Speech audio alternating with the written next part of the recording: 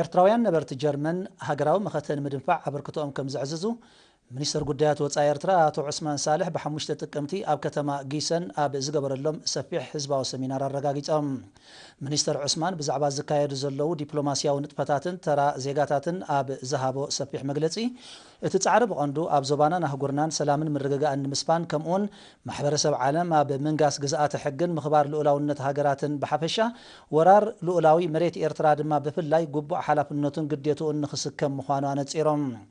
ኣስዒቡ ሚኒስትር ዑስማን መንግስቲ ኤርትራ ዘሰላስሎ ዘሎ መደባት ልምዓት ማሕበራዊ ፍትሒ ዝነገሰ ሃገር ንምህናጽ ከም ዝኾነን ዘተባብዕ ገስጋስ የመስግብ ከም ዘሎን ብምምልካት ኣብ ውሽጥን ወፃእን ዝርከብ ህዝቢ ኤርትራ ኣብ ምዕዋት ናይ ዝንጥፈታት ንዝፃወቶ ዘሎ ተራ መጉሶም አምባሳደር ሃገር ኤርትራ በጀርመን አቶ ጴጥሮስ ጸጋይ ቢጊዱ ህዝቢ ኤርትራ ኣብ ናይ መኸተ መድረኽ ከም ዝርከብ ብምጥቃስ ኣብ ወፃእ ዝነብሩ ዜጋታት ጎን ናይቲ ናይ መኸተ ንጥፈታቶም ደቆም ብዛዕባ ህሉ ኩነታት ሃገሮም ንኽፈልጡ ከምኡን ብባህልን ልምድን ሕብረተሰቦም ንምኽስኳሶም ጻዕርታቶም ክሕይሉና ዘኻኺሮም ኣብ ወንበር ኣሰናዳኢት ሽማግለ ናይቲ መደብ አቶ ካሕሳይ ተወልደ በወገኑ